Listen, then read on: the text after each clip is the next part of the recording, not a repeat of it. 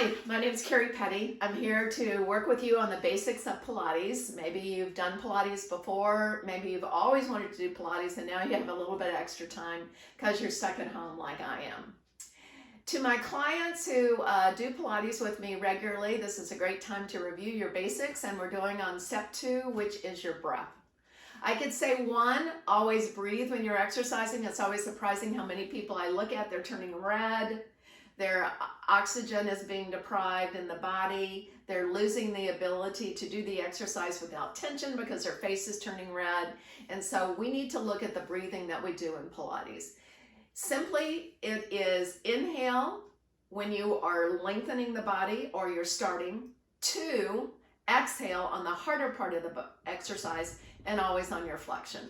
We're going to do a couple exercises so hopefully that you can feel that. What we want to try to think about is that as you're breathing, we're going to put on our spine again. As you're breathing, visualize where the lungs are so that you are trying to expand your rib cage as you breathe. What we don't want to feel is that the belly is going up and down, because we are trying to keep an inhale and an exhale and to keep our abdominals working and toned as we're doing this exercise. So our breathing is going to be into the back and the sides of the ribs. So thinking about that, and especially if that's a different concept for you, let's just take our hands and put them on our rib cage. See if you can inhale to a count of 5 and make the air go into your hands. And when you do that, think about maybe an accordion, maybe bellows, that you're inhaling and exhaling. Now, if you join me on your back with your knees bent, now your rib cage is on the mat. See if you can weight the ribs. Again, we're still in our neutral spine, our pelvic clock that you learned in the principle 1 of finding the deep abdominal muscles. The low back curve is defined because we're in neutral. The curve underneath the neck is defined. So here we're inhaling through the nose. And then to make sure the exhale is slow, we're going to exhale through pursed lips, almost like you're whistling.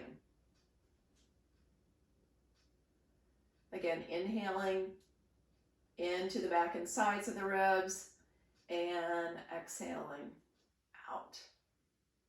So what you don't want to see is as I inhale and I see my belly pooch up, and exhale, it comes down. A lot of times people's pelvis will start to move and kind of rock all over the place. Again, we're trying to keep our breath here. If we move to a seated exercise, sometimes this puts a stretch across the back, and so it's easier for people to feel.